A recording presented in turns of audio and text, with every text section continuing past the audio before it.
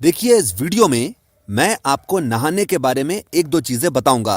अब सबसे पहली चीज तो आप ये समझिए कि नहाने की कुल मिलाकर 3 वजहें होती हैं, जिसमें से सबसे पहली वजह होती है शरीर को साफ करना। दूसरी वजह होती है रिलीजियस राइट्स, यानी धार्मिक कार्यों को करने से पहले शरीर को साफ करने के लिए।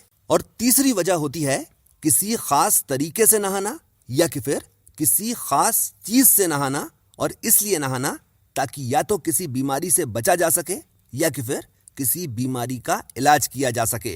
अब सवाल ये उठता है कि भाई ये कैसे हो सकता है कि आप केवल नहाकर ही अलग अलग तरह की बीमारियों से बचे भी रह सकते हो और उनका इलाज भी कर सकते हो। और इस चीज को समझने के लिए आप सबसे पहले इस चीज को समझिए कि हमारे शरीर का जो सबसे बड़ा ऑर्गन जो होता है वो होती है हमारी स्किन, यानी हमारी खाल।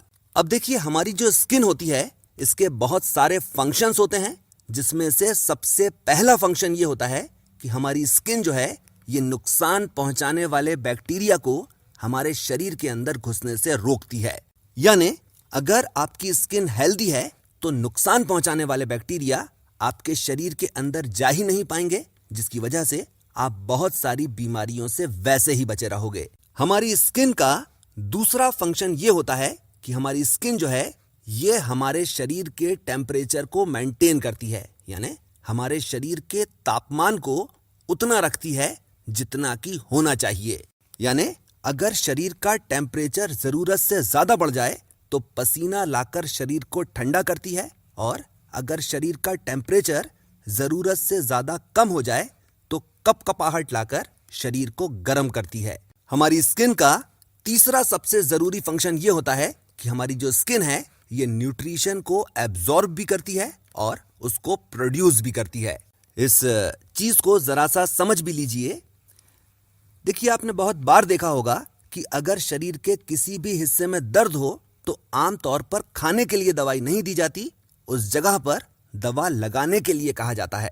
और जहां तक न्यूट्रिएंट्स प्रोड्यूस करने वाली बात है, हम सभी जानते हैं कि हमारी स्किन सूरज की रोशनी में कोलेस्ट्रॉल के साथ रिएक्शन कर कर विटामिन डी प्रोड्यूस करती है, जिसके बिना आप कितना भी कैल्शियम खा लो आपकी हड्डियों पे नहीं लगेगा। ये हो गए 3 फंक्शंस। चौथा और सबसे जरूरी फंक्शन हमारी स्किन का ये रहता है कि हमारी स्किन जो है ये हमारे शरीर से टॉक्सिन्स को, यानी ऐसी चीजें जो किसी भी तरीके से हमारे शरीर के लिए नुकसानदायक रहती हैं, उन्हें शरीर से बाहर निकालती है। अब सवाल ये उठता है कि हमारी स्किन जो है ये इन चारों फंक्शंस को निभाती कैसे है, यानी एग्जीक्यूट कैसे करती है। और इस चीज को समझने के लिए आप बस केवल इतना समझ लीजिए कि हमारी स्किन की सरफेस पर बहुत सारे छोटे छोटे पोर्स होते हैं जो जरूरत के हिसाब से अपना काम अपने आप करते रहते हैं। इसका क्या मतलब हुआ? इसका मतलब यह हुआ कि अगर आप ये चाहते हो कि आपकी स्किन जो है ये अपने चारों फंक्शन सही तरह से एग्जीक्यूट करती रहे, तो इसके लिए आपके रोम छिद्रों का, यानी आपके पोर्स का सही तरह से साफ होना और खुले रहना बहुत ही ज्यादा जरूरी होता है। अब अगर आपको ये चीज समझ में आ गई है तो फिर आपको ये चीज भी अपने आप ही समझ में आ गई होगी कि नहाने का असली मकसद केवल शरीर साफ करना नहीं होता है। नहाने का असली मकसद स्किन पोर्स को खोलना और स्किन पोर्स को साफ करना होता है। एक चीज चलिए और भी बता देता हूं। देखिए, अगर आप उन लोगों में से हैं जिन्हें आमतौर पर कील मुहासे या फोड़े फुंसी होते ही रहते हैं, तो आपने इस चीज के बारे में थोड़ा बहुत कुछ पढ़ा जरूर होगा, जिसे पढ़कर आपको यह समझ में आया होगा कि कील मुहासे और फोड़े फुंसी उन लोगों को होते हैं जिनके रोम छिद्र जो हैं वो सही तरह से खुले हुए नहीं होते हैं। ऐसा क्यों होता है? ऐसा इसलिए होता है क्योंकि हमारी स्किन का जो चौथा बेसिक फंक्शन जो होता है वो होता है शरीर की गंदगी को बाहर निकालना। कहां से बाहर निकालना? स्किन पोर्स से बाहर निकालना। अब अगर आपने नहाया और इस तरह से नहाया कि स्किन पोर्स ना तो सही तरह से साफ हो पाए ना ही सही तरह से खुल पाए, तो शरीर की जो गंदगी है वो तो स्किन पोर्स में आ चुकी है, और क्योंकि स्किन पोर्स सही तरह से साफ नहीं है, ये गंदगी बाहर नहीं निकल पाती। अब क्योंकि बाहर नहीं निकल पाती तो शरीर जो है इस गंदगी को कील मुंहा से फोड़े और फुंसियों की शक्ल में बाहर निकालता है। अब सवाल ये उठता है कि भाई रोम छिद्रों को कैसे खोला जाए। और देखिए, रोम छिद्रों को खोलने का सबसे सही तरीका ये होता है कि आप जब भी नहाएं, आपको अपने शरीर को पहले गीला करना चाहिए और उसके बाद खुरदुरी और गीली तौलिया से धीरे धीरे कर कर रगड़ना चाहिए। और इससे न केवल शरीर की गंदगी साफ हो जाती है, बल्कि शरीर के रोम छिद्र भी खुल जाते हैं और वो साफ भी हो जाते हैं। पर देखिए, ये तो एक बहुत ही छोटा सा फायदा मैंने आपको बताया है। इस तरह से नहाने का सबसे बड़ा फायदा ये होता है कि इस तरह से नहाने से पूरे शरीर का ब्लड सर्कुलेशन बहुत ही ज्यादा अच्छा हो जाता है। ब्लड सर्कुलेशन अच्छा होने से क्या फायदा होता है? देखिए, ब्लड सर्कुलेशन अच्छा होने के वैसे तो बहुत सारे फायदे होते हैं, पर दो सबसे बड़े फायदे ये होते हैं कि एक तो शरीर के अंदर टॉक्सिन्स इकट्ठे हो ही नहीं पाते, और दूसरा फायदा ये होता है कि इसी की वजह से शरीर की इम्यूनिटी बहुत ही ज्यादा बढ़ जाती है। और जब शरीर की इम्यूनिटी बढ़ जाती है तो छोटी मोटी बीमारियां तो होती ही नहीं हैं, और जो बड़ी बड़ी बीमारियां जो हैं वो धीरे धीरे कर कर सही होती चली जाती हैं। ये हो गया नहाने का पहला पॉइंट कवर। अब आ जाइए दूसरे पॉइंट पर, और दूसरा पॉइंट ये है कि नहाने का सही समय क्या होता है, यानी हमें कब नहाना चाहिए।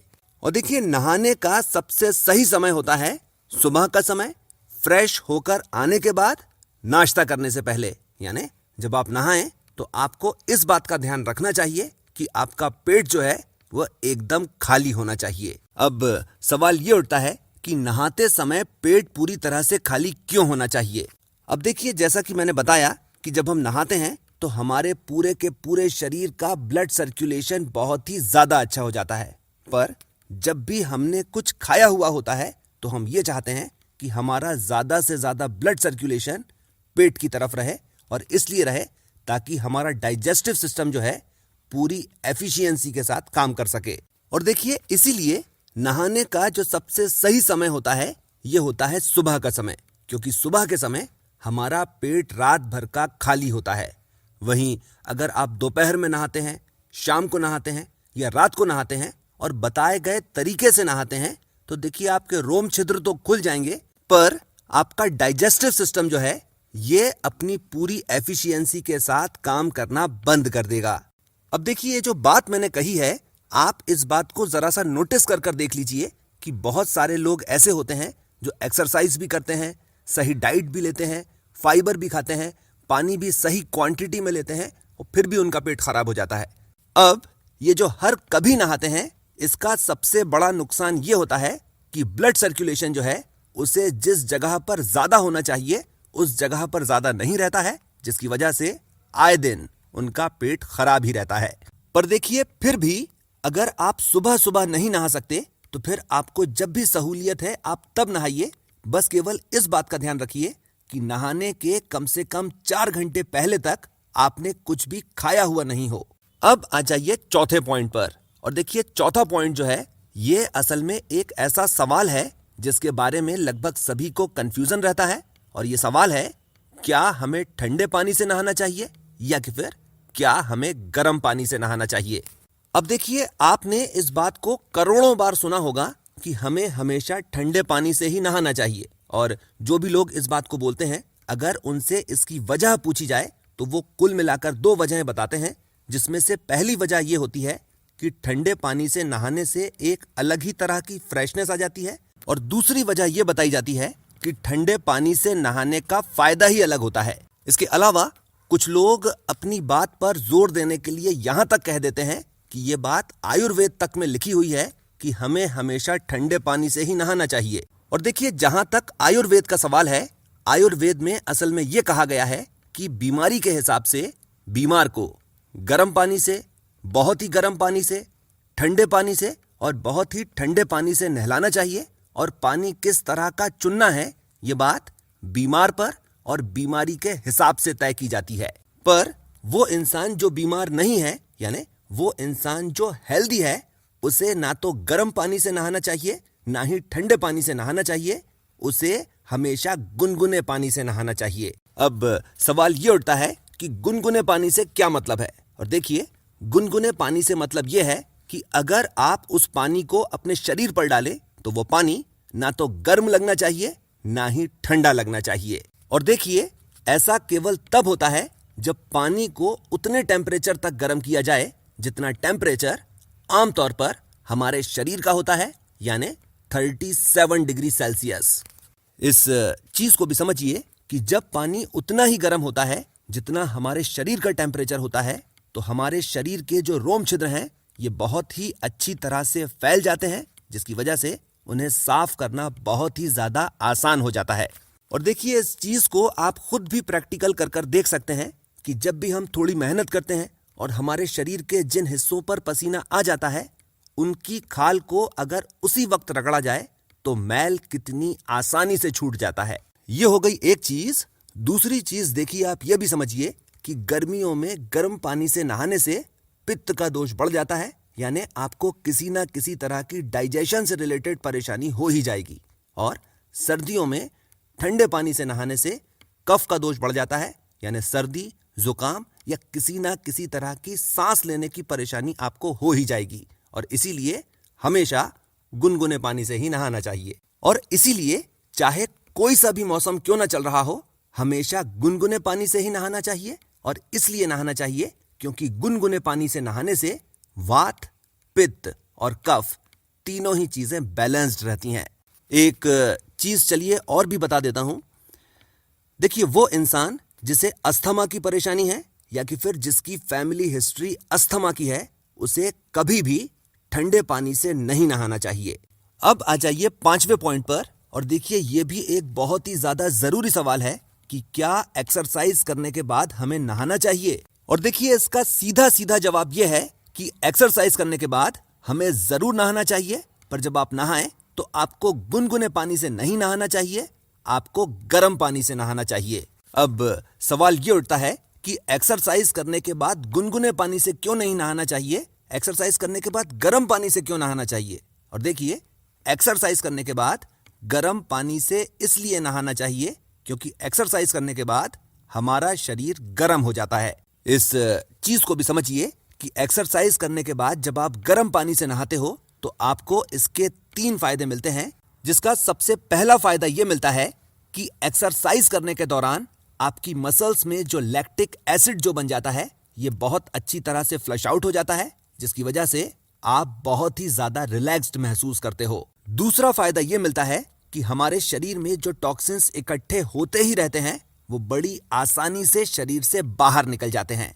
और तीसरा और सबसे बड़ा फायदा यह मिलता है कि ऐसा करने के बाद आपको भूख खुलकर नहीं लगती, किलकिलाकर लगती है, यानी आपको इतनी जोर से भूख लगेगी कि आपको ऐसा लगेगा कि कोई आपकी आंतें अंदर की तरफ खींच रहा है। अब आ जाइए आखिरी पॉइंट पर। और अब आप ये समझिए कि नहाने का सही तरीका क्या होता है। अब देखिए, जैसा कि आप अभी तक में समझ ही चुके हैं कि नहाने का असली मकसद केवल शरीर को साफ करना नहीं होता है, नहाने का असली मकसद होता है रोम छिद्रों को खोलना। और रोम छिद्रों को खोलने का सबसे सही तरीका यह होता है कि आप सबसे पहले अपने शरीर को गीला कीजिए और उसके बाद गीले खुरदुरे तौलिए से धीमे धीमे रगड़ रगड़ कर अपने शरीर के एक एक अंग को साफ कीजिए। शुरुआत हमेशा अपने पैरों के तलवों से करना चाहिए, और इसलिए करना चाहिए क्योंकि हमारे पैरों के जो तलवे होते हैं ये हमारे दिल से सबसे ज्यादा दूरी पर होते हैं। और उसके बाद जैसा जैसा आपको वीडियो में दिखाया जा रहा है उसी हिसाब से आप अपने शरीर के एक एक हिस्से को धीमे धीमे रगड़ रगड़ कर खुरदुरे तौलिए से 25-25 बार साफ करेंगे। यानी शुरुआत हमेशा पैरों के तलवों से करेंगे और सिर जो है सबसे आखिरी में धोएंगे। इस चीज को भी समझिए कि जब आप इस तरह से नहाएंगे तो आपको अपने प्राइवेट पार्ट्स के अलावा और कहीं पर भी साबुन का इस्तेमाल नहीं करना है। क्यों नहीं करना है? इसलिए नहीं करना है क्योंकि वहां की जो स्किन होती है बहुत ही ज्यादा डेलिकेट और सेंसिटिव होती है। एक चीज चलिए और भी बता देता हूं। देखिए, इस तरह से नहाने के बाद आप आधा कप गर्म पानी लीजिए और उसमें 10-12 बूंद शुद्ध घी की डाल दीजिए। इसे बहुत अच्छी तरह से हिलाइए और उसके बाद अपने पूरे शरीर पर लगाइए। आपकी खाल कमाल की हो जाएगी। आखिरी चीज, देखिए 4 वीडियोस और भी हैं जो कि मैं समझता हूं कि आपको जरूर देखना चाहिए, जिसमें से सबसे पहला वीडियो है शुद्ध घी के 119 फायदे, दूसरा वीडियो है पैदल चलने के 78 फायदे, तीसरा वीडियो है एक प्राणायाम जो सभी को करना चाहिए, और चौथा वीडियो है एवरीथिंग अबाउट कपालभाति। और नहाने के लिए जो स्केच है ये दीपक कुमार चौधरी ने बनाया है। Thank you Deepak, thank you very much भाई। इसके साथ मैं अपनी बात खत्म करता हूं। आपने मुझे इतना समय दिया, थैंक यू वेरी मच।